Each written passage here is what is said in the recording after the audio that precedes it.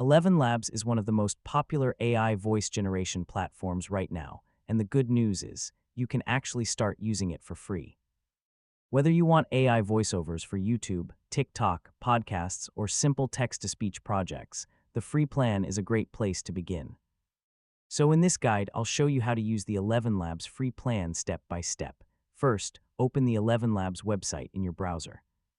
Once the homepage loads, click the Sign Up button to create your account. Now create your free account using your email address, Google account, or another available login option. Once you sign in, you'll enter the ElevenLabs dashboard. This is where you can access text-to-speech tools, voice libraries, audio history, and other AI voice features. Before you start generating audio, it's important to understand the free plan limits.